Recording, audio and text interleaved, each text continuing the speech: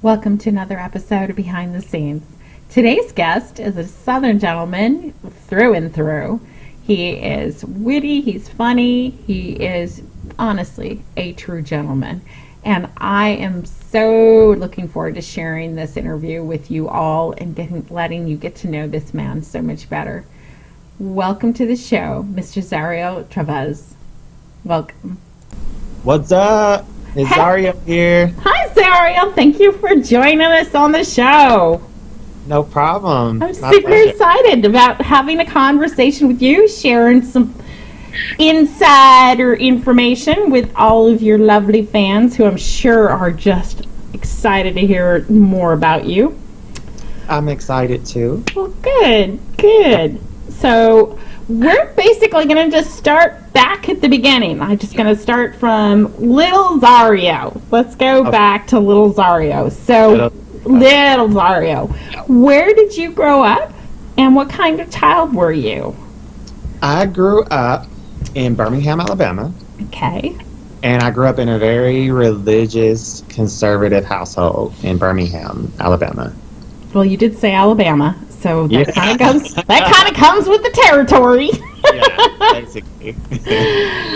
Okay, so how did that work? I mean, what kind of student were you? What kind of child were you? Outgoing? Were you shy? Were you the class? I was more so of the shy kid. I was the kid that always got picked on for being accused of being gay, even though I wasn't out as a gay kid. Like, I wasn't one of the kids who went to high school and was one of those out gay guys who had a boyfriend at the time. Like, as a kid, like, I grew up, my school was hood. It was like hood, ghetto, like gangbangers, like it was like rough. So there was no coming out in my high school. It was, you just had to fit in, get in where you fit in, and make friends with I had to make friends with the dangerous people, and find a type of commonality.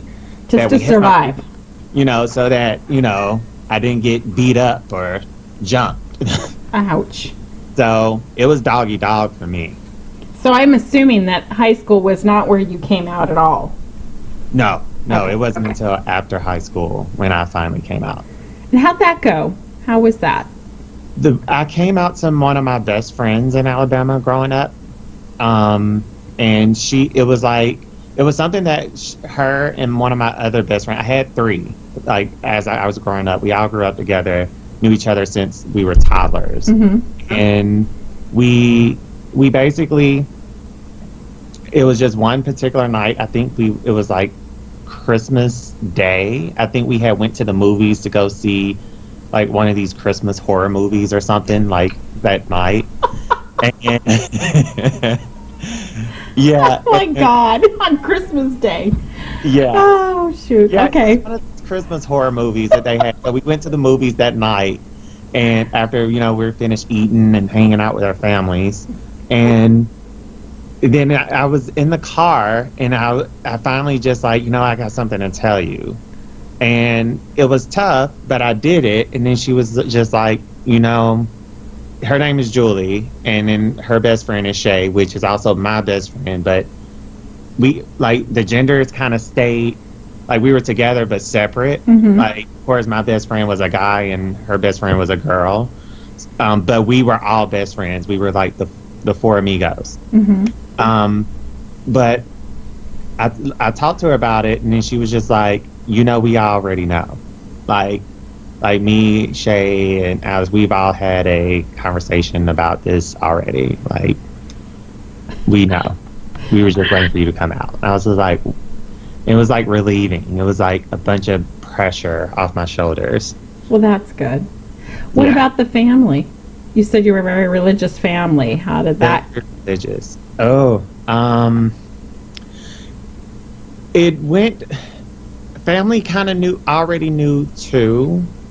They kind of found out because I told a particular cousin, and then they went and blabbed their mouths, and then went and told my dad.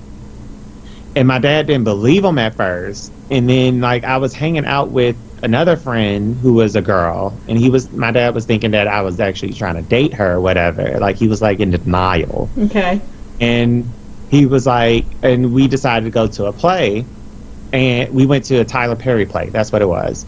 And so we went to a Tyler Perry play together, and he, he's thinking that, oh, I'm dating girls and this, that, another, you guys don't know what you're talking about, this, that, another. And finally he kept pushing my buttons, like more and more and more, like to like, when you gonna get a girlfriend? You got a girlfriend yet? Or y'all dating? You dating her or this, that, another? And it got to a point where it was like building up, and I was just, one night he asked me, and I was just like, okay, I'm tired of lying to you. And I just told him, and he did not take it well at all. Like, it was just things that you just wouldn't think that a parent would ever say to their child. I mean, you can just only imagine. But he called me every kind of name, every kind of cocksucker this and faggot this. Like the cocksucker part was probably true, but still, like... Well, it was probably the only compliment in the whole... Right. I'm very sorry that you had to experience that. I really am. I parents, and the funny part of it is they fall back on their damn religion, and nobody would. Yep. Okay, I'm letting that go. Zen. Okay. I'm sorry. The reason I bring this up with everybody is because it humanizes your situation, for one, and two, I know there are young fans that should probably not be watching your porn, and not because they're underage, but we know that they're getting access, and if I can show them that they're not alone by having you guys tell me your backstory of what you've been through and what you experienced and how you came out of it on the other side stronger and a better person, and that you survived all of the transition. Yeah. Because you've all had different upbringings. You've all had different experiences. Not all of you had bad. Not all of you had good. Yeah. But you've all chosen to rise above it and make a life for yourself. Yeah. And that's the main part of it. So that's a big part of why I asked this question. Plus, I want people to see the human side of you guys. You're not just that figure that's on the screen. You're a human with feelings and desires and dreams, and have had life experiences that some people may not even be able to understand or comprehend. So anyway, I commend you that you got through that. I'm assuming things might have gone better with Mom? Well, my mom has passed away by the time that happened. She passed from breast cancer when I was 15. Yeah. So I never got to come out to Mom. But she probably would have been my rock, though. I wouldn't be at all surprised if she did know.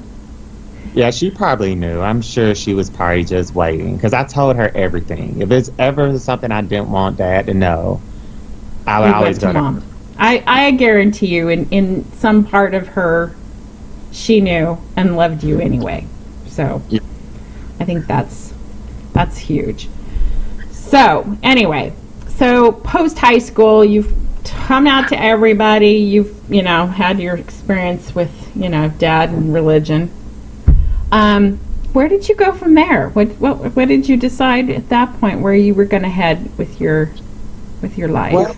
Well, I think I was around 19 years old. I think I was like a server working at Chili's in Alabama. Okay. I was making a cool bit of money. Like, I always came home with a wad of cash, and I loved it. Like, a hustle was real for me. Like, that's some serious tips. Like, serving jobs are awesome. Like when you're 19 years old and you're fresh out of high school, like a serving job at that age, like you're like, oh my gosh, like I can spend all this money and then I can just make some more tomorrow. Like I was so irresponsible with my money. Like, I could have done so much more with it because I wasn't paying any bills. I was still living home with my dad. I mean, I probably paid like my cell phone bill. My car was paid for. It was the life. But anyway, I miss being a kid, living at home with dad. Oh, trust me, I got my days too. It's like, where's mom in my bottle? Why do I have to be an adult? It sucks. I know, it does. But yeah, so I ended up moving out at 19. No, I moved out of my dad's house at 21. And then I ended up meeting a guy, and we ended up being boyfriends for like 4 years in Alabama. While we were together, it was before I moved out, is when my dad knew. Before I moved out is when I came out. I came out, and then it was like he was ready for me to leave and get out. So basically, that's when that happened. I was like, okay, whatever. He didn't speak to me for a while I was living there, but then he got over and started speaking to me again, and it's just like an unspoken subject. So I met him. It was a terrible breakup after 4 years. And then after I got over him and then got over all of the turmoil from the breakup, the Healing. yeah, the not just the feelings, but the financial turmoil that he put me through. It was like we had assets together. It was like we were like a married couple. Like we had vehicles in both of our names, and credit card. It was like a real marriage. Just not the paper. Yeah, just not on paper. Like if it would have been on paper, I would have took him for everything. But anyway. He got his karma's a bitch. It came back to him. So she's really good at follow through. She always follows I'm through. telling you. She knows her business. She does. Like people just need. I wish people would realize that instead of trying to get revenge, you don't have to get revenge. You just sometimes as hard as it is, you just gotta let some shit go. You do, because she does a much better job at it than you could possibly imagine yourself, because you don't have to break a sweat for it. You just sit back and wait for it to happen. Exactly. It always catches up to them. And what you put out in the universe, unfortunately, also comes back. So being involved in something negative like that, it's only going to come back and bite you too, because she is a two-way bitch. She doesn't necessarily differentiate between who really was wrong if the situation gets that blown out of proportion. She'll just take everybody down. It's like the cops when they show up at a domestic, they arrest everybody. That happened to me. I'm just saying, though, they don't care. They take you all in. No, literally, I called the police on him twice. The first time, he went to jail because I had marks on me. But he got smart the second time, and he put a mark on himself, on his face. Like, purposely cut himself on his face to show that he had a mark on him. And so they took us both to jail. Told you. Like, you just gotta be careful with that stuff. I had to go through all of that. I was like, I cannot believe my life. I'm going through a domestic situation for domestic violence, and I wasn't even provoking anybody. I was literally picking up my $100 microwave that I bought with my money, that he was like purposely getting into an argument with me over a microwave. Like, he didn't even buy it, but according to him, he did. Like, it was just an excuse to scream and yell. Was used because he wanted to get even with me for sending him to jail the first time. But you didn't send him to jail. He sent himself to jail because he hit you. Exactly. People are so dumb. So you end up with toxic, stupid relationship, and then what happened? All right. So let's just jump. How did you make the leap from, the Housewives of Alabama? It was the Housewives of Alabama. Yes. The Housewives of Alabama to a porn star. Now, come on, that is a leap if I have ever seen one. There, Vera. Okay. So basically, I have a friend Yes. who we both have we both have a mutual friend in common. Like we didn't know each other before, but we have a mutual friend in common.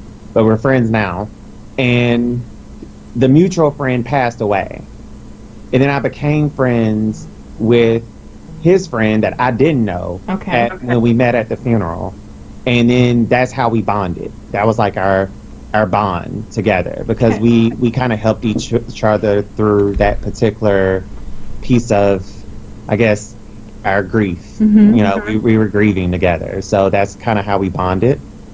It's the weirdest thing, but that's it's just what we did. It was just like it just happened. So he was living in LA, and he's the person who was just kind of like, you need to come out to LA. Like LA is great out here. It's a completely different life, and I just know that you'll be able to just do whatever you want to do. There's so many opportunities out here. It doesn't matter what you want to do. Like you can do it. Like and there's so and he was right. Like I didn't even realize what's actually available out here until I moved out here, and I'm meeting like famous movie directors just out in WeHo, and I'm meeting people that do porn. I know people that work for Snapchat and Netflix, and like it's like completely different. You only get the general run of the mill type jobs in Alabama. You're either going to be a bank, a cell phone company, a retail company, the basic everyday needs that anybody across the country would need. Right. But the interesting stuff is here in LA. It's in Hollywood. I've heard that. It's like being in a different universe, and all you do is go to a couple different states, and it's a whole different mindset. Oh yeah, like the states I had to drive through to get here, I was like, oh my God. I didn't think that there was like a place worse than Alabama until I drove through Arkansas. And I was like, this place is definitely worse than Alabama. I was like, God, I got to get out of here. I'm driving while black. Just going to make my way all the way through. No stop, no pass and go, not collecting 200. No stops at all. No stops. So, okay, so this friend got you to LA, and then... All right, so I came to LA, and I actually found before I even started doing porn, I had a regular job. I was working a regular 9 to 5 at a medical supply company, and it was a cool job. It was actually my favorite 9 to 5 job I've ever had. Like the most diversified, laid back people I've ever met. I was like, this is how LA is.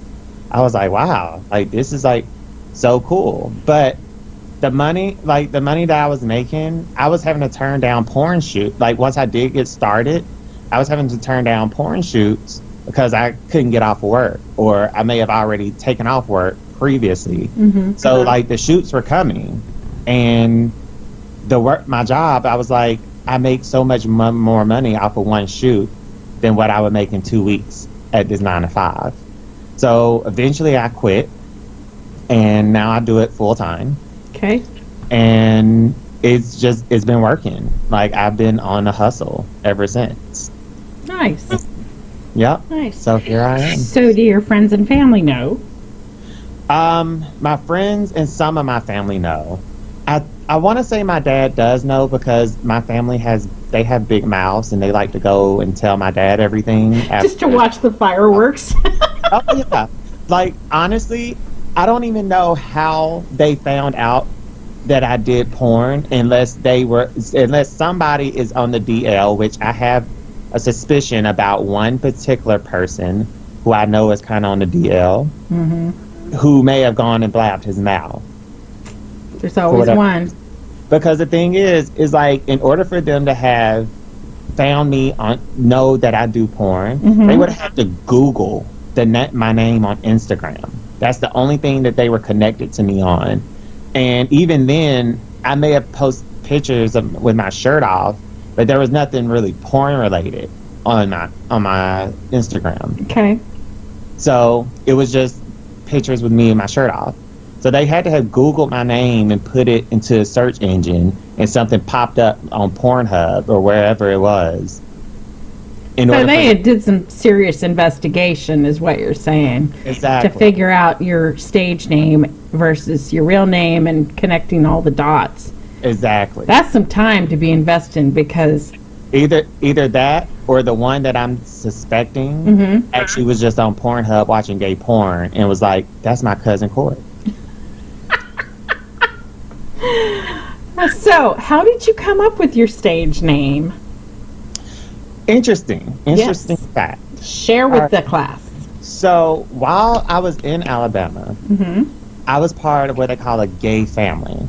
And a gay family was basically it was a pageant family, because they're big on pageants in the Southeast. And it's where, you got the girls, which are the drag queens, and then the guys who perform regular, but their purpose is to be masculine, and then the drag queens are the feminines. Right.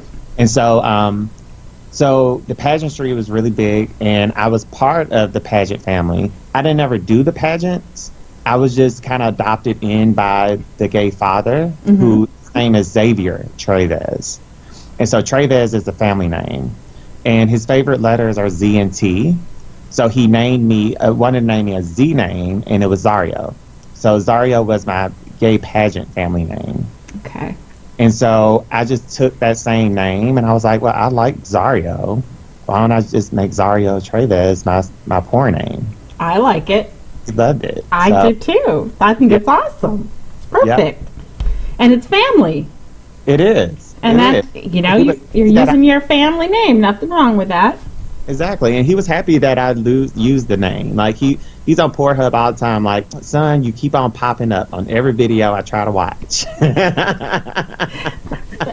You're all over the place. That's funny. Say, hey, obviously you just like my kind of porn. Exactly.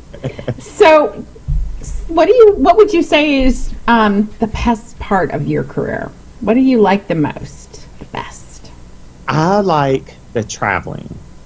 I think that's the funnest part, because I've experienced so many places just this year alone that I probably would never had the opportunity to see if I was still working just a regular 9-to-5. Like, I'm not dissing 9-to-5 jobs. The most 9-to-5 jobs, unless you're like the owner of the company or someone really big, is not really that much money, and you have to bust your butt for years in order for it's like really worth the money, But anyway, the traveling. Like, I have the freedom to travel and get paid by somebody else to fly me around the world in the country, to do go-going gigs or a porn shoot or whatever the case may be. So it's cool. I mean, so where was the most I don't want to say exotic, but where was the best place you've been so far? So far, I want to say Amsterdam. Ooh. I want to say Amsterdam was really beautiful. Okay. I explored. It was me, Alex Meckham, and Kate Maddox. We explored the city. It was at nighttime. Oh, wow. So it's really quiet, and we would just went up and down the street with just kind of walked around the canal that runs through the city. And then we went to the little smoke shop, and we all got our little blunts, and okay, we had some Amsterdam weed, and and we hung out in a coffee shop, and then we went to this little bathhouse and just hung out in the hot tub, and after we smoked and just chilled out, and then we did a sex show previously the night before, or 2 nights before, but we knocked out really hard and literally didn't wake up until I lost 13 hours of my life. Okay. You probably needed those 13 hours of sleep, babe. Yeah. I mean, not only were you working hard, but you flew and almost a half a day away, so you lost all that time too. Oh yeah. Oh yeah. Time difference will kick your butt every time. Oh yeah. That's so funny. So what was your first day like on set? Was it what you thought it would be? Well, the first time I did a studio scene, it was for Raw Strokes, and it was basically like what I thought it was gonna be. It wasn't. It was those are more simple shoots. It's not like a full production where you have to have script and B-roll and dialogue and have to do everything else in addition to my personal photos, the other models' photos, and then the group photos, and then the action shots. They don't do the full production. They just get straight to business. So I kind of like that. It's just easier. Like you literally knock out a scene in like an hour versus like 8 hours. Some of them run very long, because you stop, you have to change shots, do stills. Yeah. Oh yeah. Have you ever worked with Falcon or Shishi LaRue? Oh yeah. I'm good enough to knock it out in like 4 to 6. Like it just really depends on what's all going on and where it's located. And if it's multiple scenes trying to get done in the same day. But yeah, 4 to 6 hours. And I've been on set one time, I think, for like 10 hours. Like it was like... It's a long day. It's a long day. Oh yeah. So I'm not going to ask you who your favorite scene partner is because that's so subjective. And I wouldn't do that anyway because, they're all great. They're all great. Yeah, but so far... You must have a favorite scene, something that you're proud about, something that you thought turned out really well. So, I have a lot of favorite scenes. I have a few scenes that I haven't had an opportunity to see come out yet, that I think probably turned out really great. But when I first started with Shishi, that's when Nora Mel was just coming out, and I was really shocked at one particular. I knew that it was going to turn out good, but then when I saw the pictures of it, like me and Lam Cyber did a very our duo pictures were really good. Like I really enjoyed if they look for whatever reason they were like more artistic looking. Like we were completely nude, but they were more artistic looking than most. Okay. Because most of the time you go and you do like the same basic poses, like flexing with hands over your head, right? Or, like the typical basic poses. But we did more artistic poses. So gotta thank Tashi for that. That's why he won a Grammy for best photographer. But yeah, that I think those were the most artistic pictures. Whereas the scene that I did with Lam Cyber. Okay. Awesome. Yeah. So, dating. How's dating going in the business? How do you mix the two? Well, I haven't done a lot of dating. It's like I try to, and then it ends up not working out, or I kind of have that intuition that we were kind of talking about. Like I can kind of make out certain things sometimes. I'm like, oh, this part's not gonna work. I'm good. We can just be friends. I'm cool with that.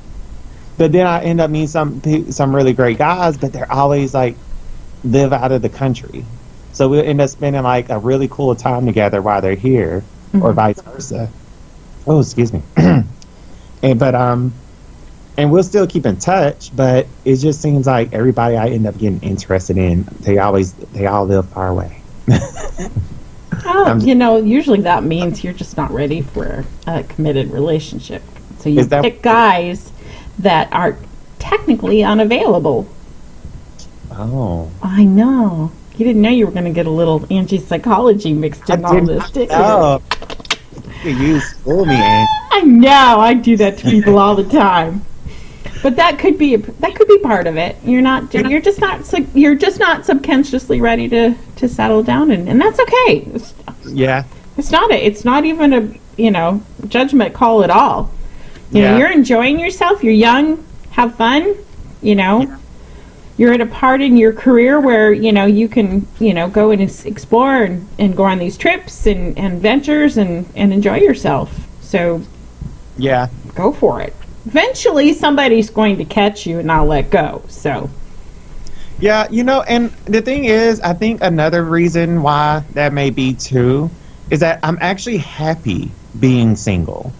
Like for the longest time, I was just like, oh, I want a boyfriend. Oh, I want a boyfriend. Then I got a boyfriend. We were together 4 years. I thought I was in love. And apparently, I don't know what happened, but that ended tragically. And then now I still wanted a boyfriend, but then I kind of broke myself out of that need to need somebody else. And I kind of realized that it was better to just kind of love myself. mm-hmm. And then I learned how to love myself, and now I'm just kind of like, I don't know. It's like I don't do a lot of bending. I'm like, this is me. This is who I am. Like, Preach. you have Take it or leave it, baby, because this is all there is. Exactly. Exactly. And that's okay. And that's part of, being accepting of yourself is huge. I mean, not a lot of us take a lot longer to get there. Yeah. Some people are still working on it, Totally. So is the glass half full or half empty? I'm gonna say half full. Good. That's good. Yeah. Really good. So tell me, what is the most interesting thing about you that people may not know? That's a very good question, Ange. Thanks, sweetheart. The most interesting thing about me that people may not know. Mm-hmm. I'm trying to think of an interesting thing.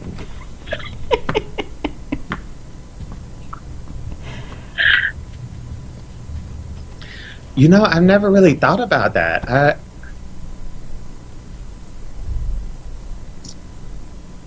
We might have to come back to this one. I think maybe it'll cross my mind.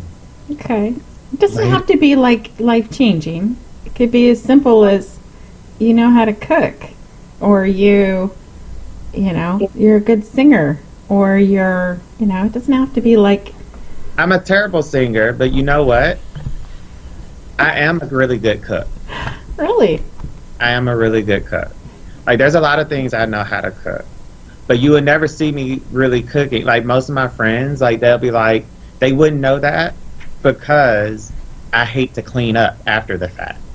Well, that's why you find somebody who you tell them, I'm going to cook, but you guys have to clean. Exactly. There exactly. you go. That would probably be one. Because I'm never like, oh, yeah, I'm eating this meal that I ate the other night. I'm like, when I cook, I really cook. I don't do anything basic. Mm-hmm. Onions, bell peppers, and mushrooms is probably going in almost everything I cook, period. Saute. Like, it doesn't matter what it is. I could cook sloppy joes, some manwich, and onions, bell peppers, and mushrooms are going in it. Okay. With everything else. Like, those are your veggies of choice. I got it. Exactly. So keep those stocked if I ask you to come cook dinner. Got it. Yeah. Okay. So, you love to cook. What was your biggest screw up and flop about cooking? There was this one time where me and my friend, one of my other best friends, her name is KK. Mm-hmm. That's her nickname. Okay. And she and I, we were in high school together, and we had the same social studies teacher. And we know that she liked red velvet cake. And a lot of times she would be like, if somebody can make me a good red velvet cake, I'll give you some extra credit just for the effort. And I was just like, you want this extra credit? She was like, we can make a red velvet cake and then we can still eat some of it. Why not? So the first time we made a red velvet cake, and that's kind of like our thing now, it was a complete disaster. Like, the type of grease that we used, the whatever it was some type of quote unquote cookie, some type of cookie grease. The like, Crisco? It wasn't like the white. It wasn't like the white Crisco. No, it's the butter flavor one. Was it yellow? Yeah, it was yellow. Okay, that's the butter flavored. Oh my God, we used that to make the cake with. instead of the other kind, and it turned out it was so disgusting. Oh my God. You and Drew Dixon are going to have to compare cake notes. I've got video that I'll have to show that to you too, but he also is not the cake connoisseur. And I think that you guys are probably neck and neck on how to damage a cake. But he recorded his downfall, so I actually have it on my page. But I'll have to share you the video I made of all the clips he sent me of his cake. And he also was making it for a friend. So I'm coming to the belief that being a friend of yours and cake involvement is not necessarily a good thing. So don't ever make me a cake. Okay. I don't like cake anyway, so we're safe. We're safe. All right, cool. We're safe. You're very safe. So now to some fun questions. I'm just gonna throw you some funny ones. If you were a new color in the crayon box, what color would you be and what would you be called? A new color. New color. I would be.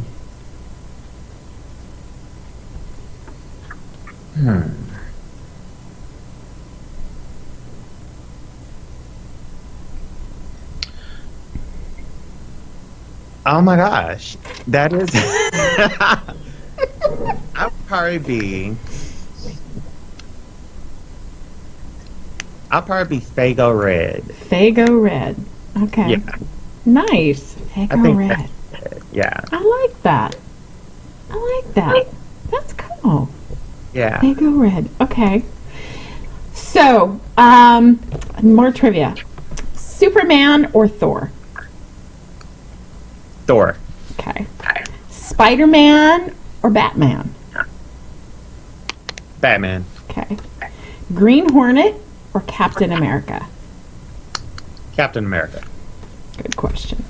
Okay, that's it for superheroes. Wasn't that easy? Quick and easy. But if you had a superpower yourself, what would it be? I would want. I thought about this recently. Mm-hmm. The thing is, there's two superpowers I would want. One, I would want to be able to fly. Okay. Because then I wouldn't need a car. And that would be awesome to not have to have a car note and to pay car insurance. True. Yeah. But I also would want the ability to read people's minds. I wouldn't spy on people because I know that there's stuff that I wouldn't want to know. So you don't want to like have it uncontrollable. You want to have it like have an off-on switch where you can choose to listen? Exactly. Okay. Okay. Yeah, I only want to listen when I feel like there's a serious need for me to listen, like Jean Grey. Okay. That makes sense. I like that. That's good. So, what's your favorite restaurant? What's your favorite food? I love a lot of. That's hard to say. My mind was so narrow by living in Alabama that the only thing we knew in Alabama was chain restaurants and then some local restaurants that are like privately owned. Okay. So for the longest time, my favorite restaurant was like Chili's and Papados. And Papados is a seafood restaurant. A lot of people don't know what Papados is, but it's like an upscale. Like a Salties? I've never been to Salties. Okay. Well, like they're an upscale restaurant. seafood, but I get it. It's not like upscale. Upscale. It's not like Ruth Chris expensive, but it's higher than Skipper's. Yes. I don't even know what Skipper's is, but the name alone tells Skipper's is like McDonald's of seafood. Oh my God, no. That's like Got it. I'm Captain D's now. Okay. That's about it. Okay. That works. Okay. So then let's just go to an easier question because you're still learning your restaurants, and that's totally okay. So what's your favorite? What's the perfect pizza? What's on a perfect pizza? On a perfect pizza, pepperoni. Okay. pepperoni, bacon, sausage, onions, bell peppers, mushrooms, of course. Of course. The big three have to be there. Yeah, exactly. And and oregano. Okay. All right. Oregano all right. makes it gourmet. So like This now is it's true. But what about the sauce? Does it have to be like no, just regular red sauce. no special? Some people like has spicy sauce and all that stuff, or Alfredo and all that. Like no, I just want regular red sauce. Okay. Yeah. I won't hold that against you. What's your favorite? I'm a pizza snob, and if the sauce is bad, it don't matter how many layers of anything you put on it. It's going to be gross. There, mushrooms and all that pepperoni can't cover up a bad sauce. I mean, if the sauce is like If they just plopped on a pile of tomato paste and they didn't season it or do anything with it, then it does have to be a decently seasoned sauce. Thank you. I will give you credits for that. It can't be a taste. It can't be. Well, no, it's not like when you go to Chuck E. Cheese's and they've used ketchup. Oh my God. God bless those children. I understand that they really don't like spicy food at 10 and 9 and 5. I get that. But at some point you have to graduate to a real pizza. And real pizza has real good sauce. Yeah. Yeah. So, anyway, some people would argue that that would be the dough. That the dough would make the pizza batter good. But dough's a little easier to forgive than the sauce. So, at least that's my opinion. But, you know, if you like your just plain sauce, that's okay. You know, I mean, it can't be Chuck E. Cheese sauce, but Okay. but I only go to good pizza restaurants out here, though. Like, if I want pizza, like, I even forgot the name of it. I just know how to get there. And I go to the same little spot over here in Culver City, like, all the time. And they're always packed, always have a line out the door. I have to wait. And they make your own personal size pizza, like, whatever you want on it. Apparently, when I come down finally to visit and everything, we're going to have to go to this pizza place. Let's do it. We'll have to do it. Okay. Totally. So what do you like to do in your spare time when you're not working and on set? What do you do for relaxation and for fun? Relaxation. I'm so boring. With all honesty, like, I loved it. First of all, I do love the gym. The gym is like my biggest hobby. Okay. I'm a complete gym rat. I'm always there. Even when I don't want to be there, I'm there. Even if I don't want to go and I'm like, I'm tired, my muscles hurt, I feel like I've worked everything multiple times this week already, I go and I have to be there. So I'll just stretch the whole time. I'll stretch or roll out on like the rollers. Mm-hmm.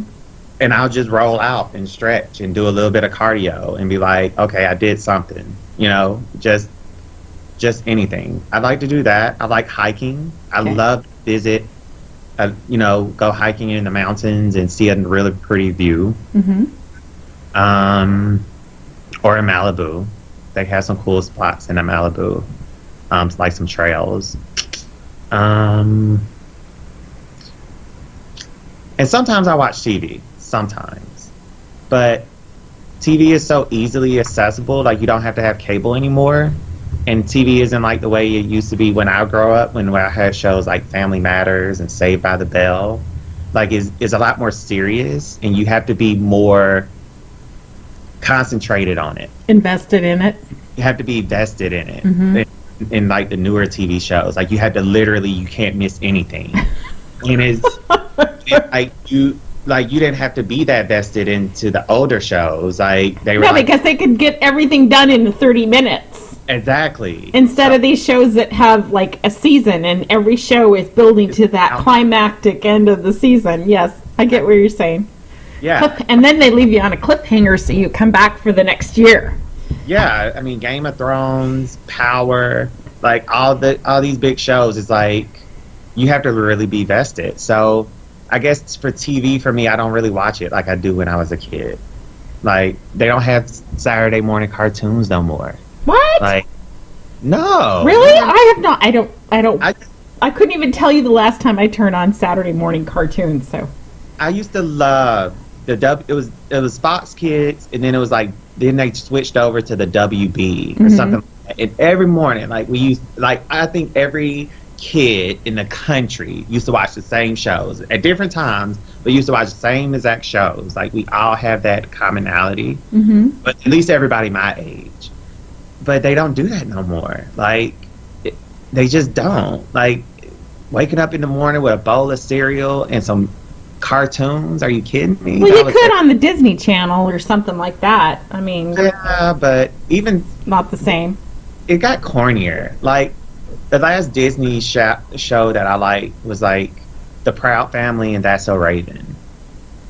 And then the stuff that came before it, like the actual Little Mermaid show, like they had like the actual cartoon show. Like Did you watch DuckTales? I watched DuckTales. Yeah, love DuckTales. Of course, gotta watch DuckTales. Okay, well that makes sense. That makes sense. So okay, so you hike and go to the gym. Yeah, I go to the gym and I upload content on my Just for Fans page and OnlyFans and For My Fans and all of these platforms. So I'm really busy with that all the time. You sleep like every seventh day. Yeah, that's what it feels like. I see. Okay. So what is your favorite kind of music? That would be hip hop. Hip hop. I love hip hop music. Okay. Yeah. That's good to know. And favorite band? Favorite band? I would have to check I have the actual band. Or let's put it this way. What's attracting you these days? What's music? What genre? I mean, well, I know hip hop, but any particular artist that's kind of drawing you in recently? The artist who I've been listening to a lot of is only because she's just been like the top has been Cardi B. But a lot of newer, like the thing is, I love hip hop music, but a lot of like I love her sound and style because she's very original with her music. Like when you hear her, you know it's her. She doesn't sound like everybody else. A lot of the newer hip hop sounds exactly alike, and it's like kind of boring. Like when I'm scrolling through a hip hop like radio station on iTunes, I'm like, no, that sounds just like the last song.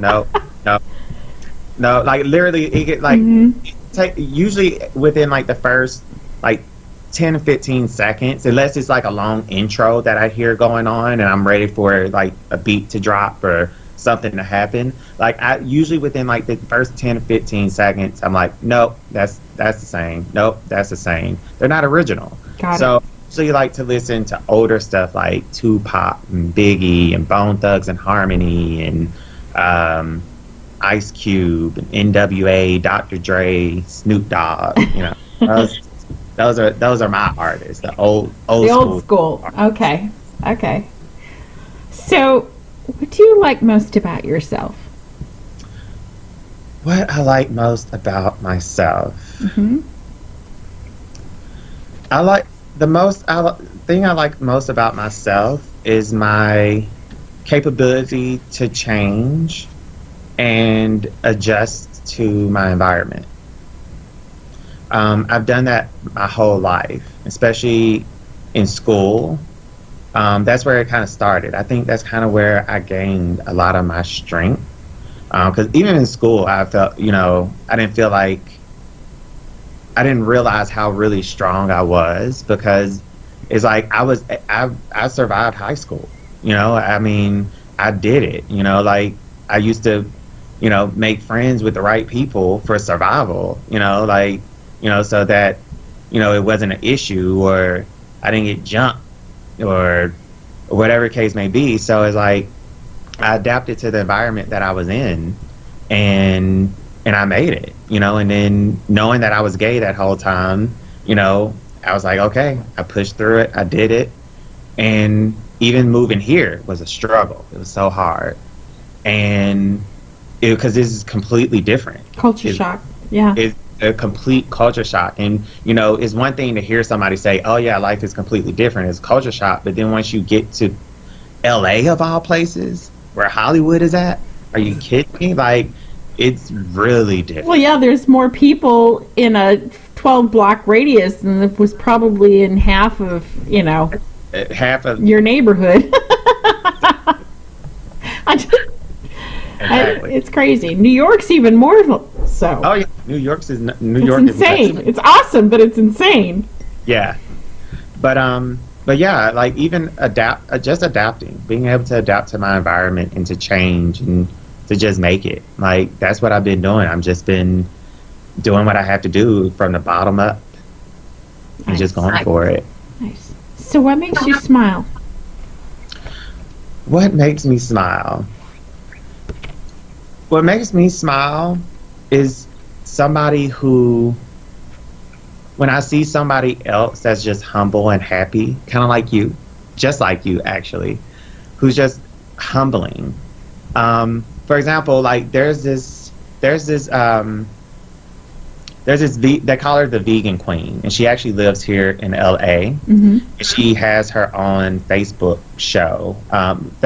She's like not really podcast, but she does Facebook videos, and she shows how to make certain vegan dishes with raw vegetables without having to actually cook it. And she's very popular, and she's just this sweet lady, and she has 2 kids. She's very family oriented. And like when you look at her and how engaged she is with her kids and the love between her kids and her husband, it's just like seeing people that are happy, because so many people are not happy in this world.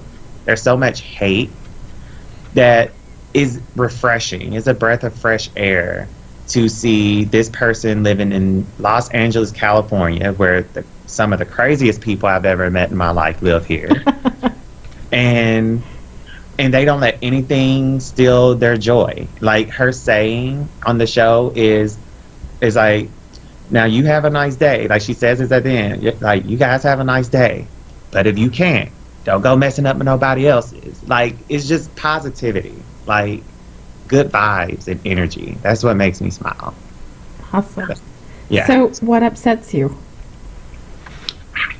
What upsets me is people like Donald Trump. Well, you're in good company. I despise Donald Trump with a passion. He's a terrible man. And that's not my opinion. That's not a political opinion. He's a horrible man. Like, the fact that even if you supported Trump and voted for him, even after you voted for him, and he tricked you into voting for him, okay, whatever, that's fine. You voted for him. If you feel like it was a bad decision after these 4 years that almost 4 years that he's been in office, if you still feel like that was a good decision, if you're still Trump 2020, after all of this madness and danger he's put our country and our people in, that sickens me. That's what makes me angry, is people like him. I get it. So, if you were to write an autobiography about your life, what would you call it? Oh, the autobiography of me. Mm-hmm. What would I call it?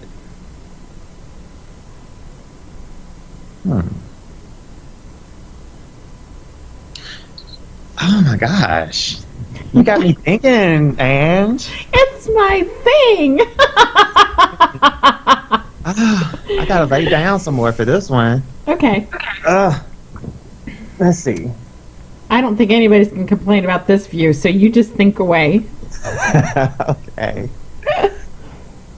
An autobiography. What would I call it?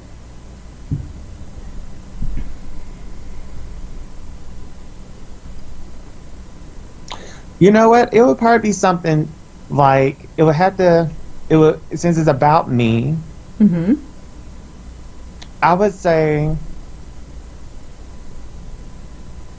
making it out like surviving Birmingham or making it out of Birmingham. I like that. Not even Birmingham. I would just say surviving Alabama. While gay. That's a good title. That's a good title. So, what do you want to be remembered for? I just want to be remembered, outside of porn. Like, yeah, I want to be, the best porn actor I could possibly be. But outside of that, like, because of course it's like there's all these comparisons. So it's like I don't want to be like arrogant, be like, oh, I want to be the best this at doing this. Like, no. Outside of porn, I would say I would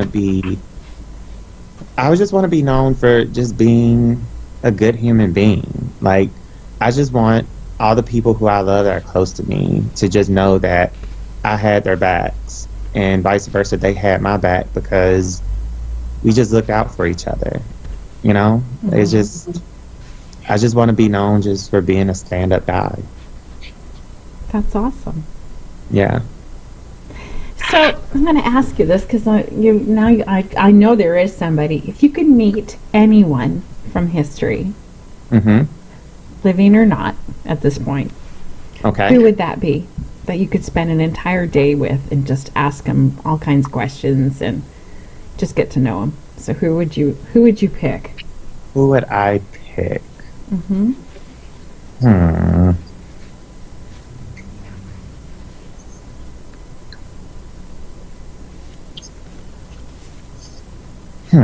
See, that's a hard one. The reason why that's hard is because a lot of the people that I really admire from history are people like Rosa Parks, and of course Martin Luther King, Malcolm X, people that were like, the start of Black Panther movement. Because for me, Black culture is very, I'm Black, so that's part of my culture. So it'll probably be somebody from that era, somebody who was that much of an influence on how far we've gotten today. But who out of all of that group had the biggest influence on you? It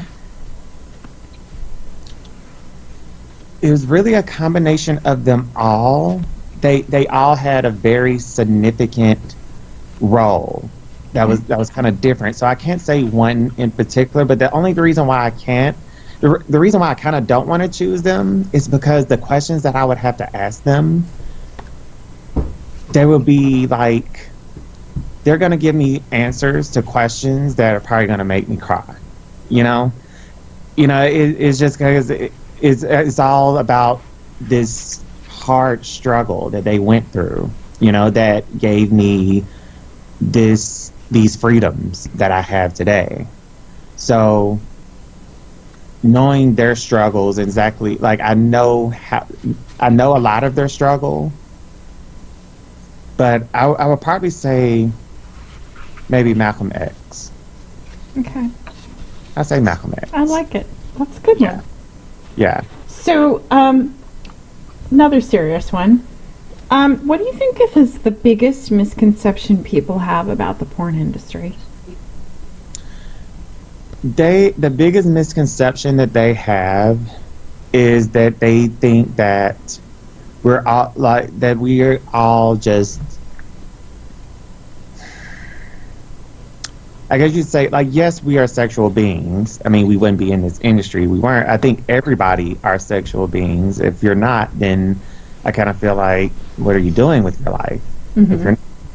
But I think they feel like everybody, like, we don't have, like, feelings or emotion, or a lot of people think of us as less as people because the fact that we do porn. But like, even if you look at TV, like people who may be like celebrities, like they'll literally, like, not without realizing it, they'll put down people that do porn. Like, a lot of people talked about Donald Trump's wife because of the fact that she did porn or she was in a magazine or something. And, like, yes, I agree. Like, the first lady probably shouldn't be. She had no idea, though, that She was had going to be end game. I mean, that that she would eventually. she had no idea, but they kind of put her down, because of the fact of what she did. And I was kind of like, that's probably like the one thing. Like the one thing is like, I feel so bad for her. The fact that she has to be like by his side through this whole thing. But She does have choices. She does have she choices. does, she does. But I'm sure there's a prenup and probably all kinds of other crooked stuff he's doing to get her to stay there. Um, Well, back to the whole but anyway, porn, and I think a lot of it is that there's a huge stigma still attached to it. yeah, there's a stigma. Like they put her down. Like they put her down because of that.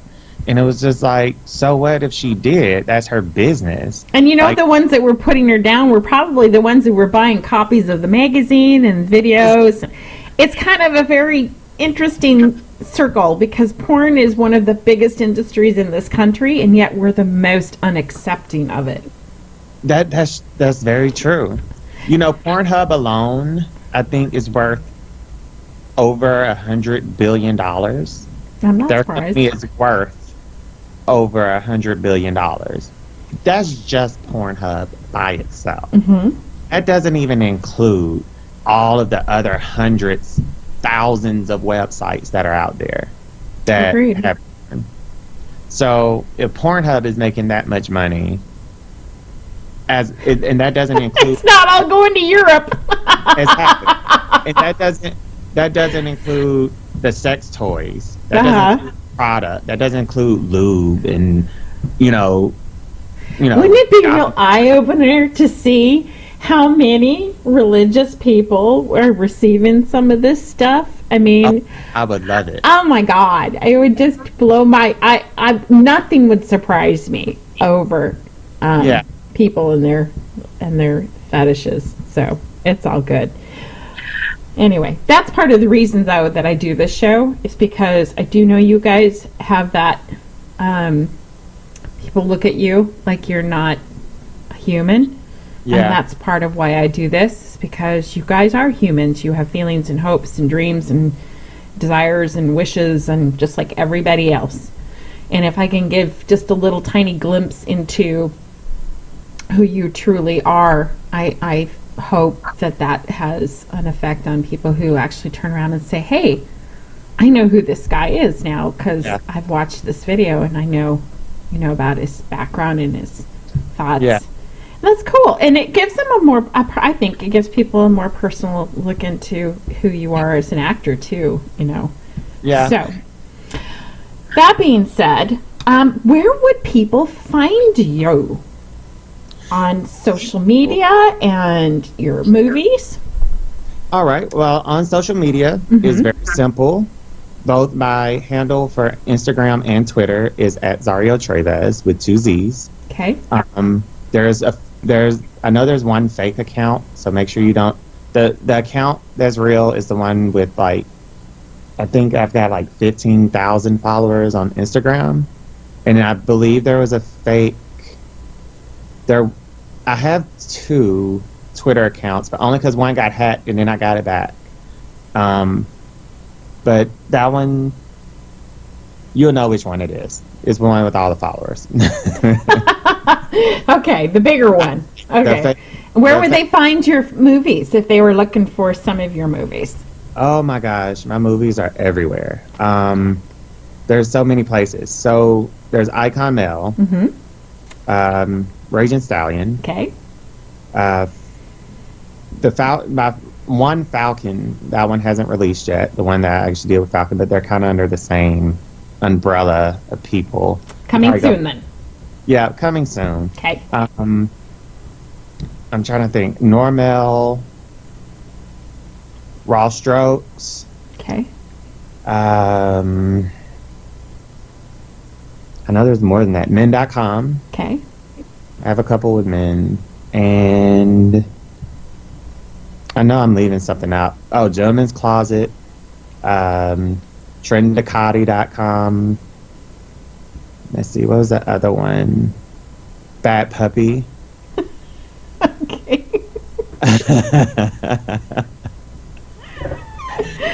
Oh, shit, you didn't tell me to bring my collar. Dragon Media. Oh, I see. Yeah. Little role play in there, sweet pea. I like it. That's cool. So, if you could say anything you wanted to your fans, now's your chance. Go for it. What would you like to say? I want to say thank you guys. Thank you guys so much for just supporting me. Like I get so much love and support from you guys. I do actually check my DMs, not all the time because a lot of times it's just some people just being weird. But I do want to thank you guys, and that I do scroll through the DMs sometimes, but I just don't have time to respond. Of course, I mean I get thousands of DMs like all the time. But I do appreciate it, and I appreciate everybody's support and love, and I love you guys back. Perfect. So, thank you, Zario, for joining us today and sitting down and sharing a glimpse into who you are and a little bit of your background and history. It's very appreciated, very much so. No problem. And we had some good laughs, which is always fun. I enjoy that, and I do appreciate it very much. No problem. It's my pleasure. Good, awesome. Thanks again. No problem. Thank you, Ange. You're welcome. Thanks for joining me for another episode of Behind the Scenes. Remember, smile and laugh every day. Hug someone that you love, be it 2 or 4-legged. And remember, you are special. Thanks again for joining me in the show. Bye-bye.